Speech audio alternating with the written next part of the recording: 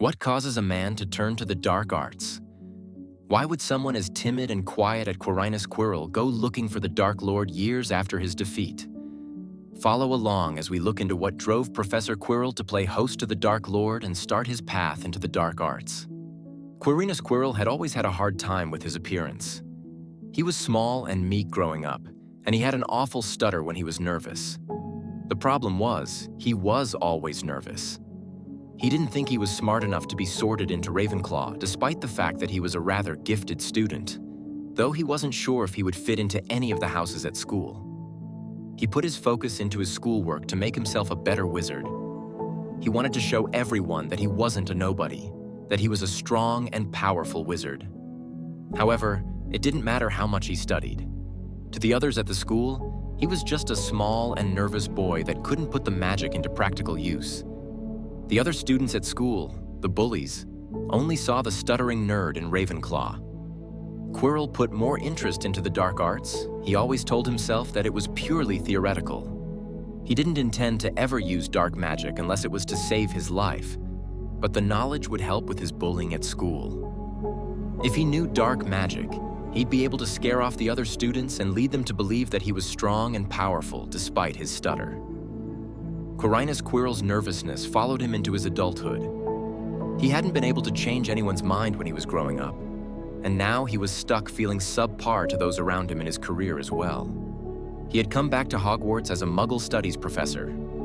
Thanks to Professor McGonagall's encouragement in school, he felt that he would best be in the position as a teacher as well, being able to help other students through what he did. The problem being that he still had his nervous stutter. A lot of students didn't take him seriously. He couldn't get through a lecture without studying, and it didn't help that he was teaching Muggle studies. There were still plenty of wizards that felt that Muggles were irrelevant and should stay out of the wizarding world, that his class was a waste of time. He felt that even some of the other professors did not take him seriously. At the end of the 1990 term, Quirrell decided to take a sabbatical. He had been doing his research and was prepared to look into the dark arts more than he had before. He was determined to do something that would not make him feel like a joke when he walked through the halls at Hogwarts, to gain the respect of his students. He explained to Professor Dumbledore and McGonagall that he was going for first-hand experience, and that when he returned to the school, he would hope to be the defense against the dark arts professor. In reality, he had a very different plan for his time off. He would be searching for what remained of Voldemort. It had been rumored for some time that part of him had survived the night in Godric Hollows and was in hiding until he could regain his strength, though few believed the rumor, as the only person to survive the killing curse had been the one that caused it to rebound on the Dark Lord. He had thought through the possibility of finding Voldemort.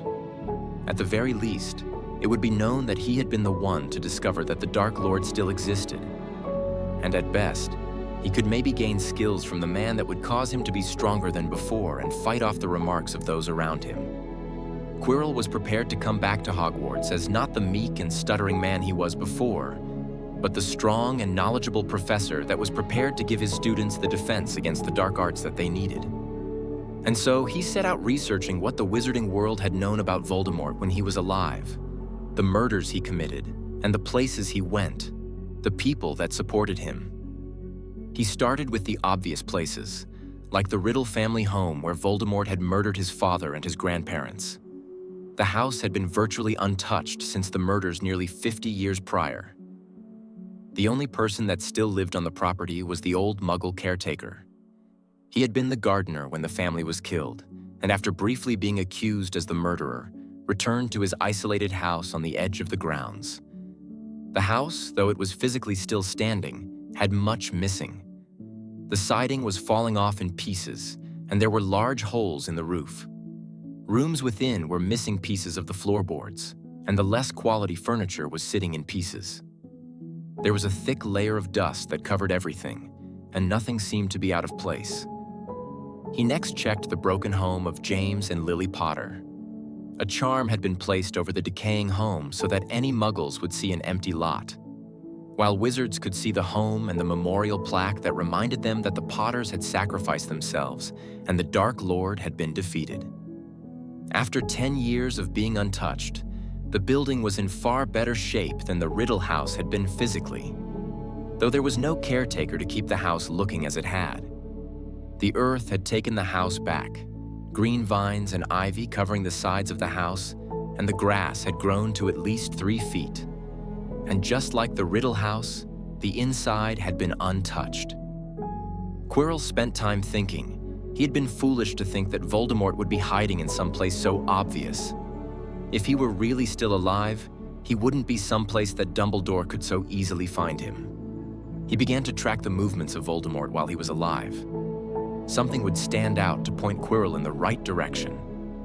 Most everything in his past made sense. The murders strategically planned to show his control and his reach throughout the wizarding world. People that held significance and those that were random enough to keep everyone afraid.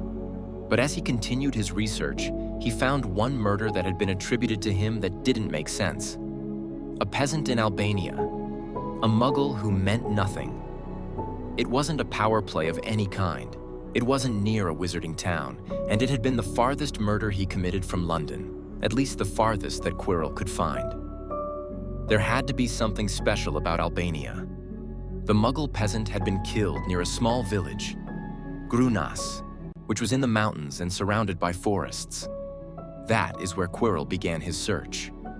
Now the problem lay in searching an entire forest for one man, half a man really, as it would be unlikely that there was much left of the Dark Lord. He first started in the village, trying to find any information from the locals that they would have considered odd. The only thing that Quirrell had overheard from the locals was that they had been finding a lot of dead animals in the forest as of late. From his research in the dark arts, he had found several books about the possibility of possession, though no one had much proof or examples of it taking place. It was said that creatures that weren't strong enough to handle the possession would die quicker, their life cut short. If the locals were finding more dead animals than usual, it could mean that Voldemort was nearby. For weeks, Quirrell wandered through the forest looking for any signs of what could be explained as magical influence or possession. It wasn't until one night, it was late and the moon was high, that he thought he heard a voice. It wasn't Albanian, and it certainly wasn't English. Quirrell wasn't able to figure out the language until he saw where it was coming from. Moving about the base of a tree, slithering over the twigs and branches. A snake. A snake was speaking as it moved about the forest floor. Quirrell was able to deduce that it was speaking Parseltongue. If the Dark Lord had been possessing animals, a snake would make sense, as he was the last heir of Slytherin. To be sure, he followed the snake at a distance for some time, until the snake had died from the possession, and Quirrell watched what looked to be a ghostly form escape from the dead creature. Floating in the air, it looked almost like the ghosts at Hogwarts, but there were a few differences. It wasn't a full form. Unlike the ghosts at Hogwarts that held their entire shape, this looked to just be a head with the features that looked very similar to how Voldemort looked when he was alive, and the rest of him seemed more like wisps of a ghost with no form. It also was more of a sandy color rather than the bright silver gray that the ghosts had at the school.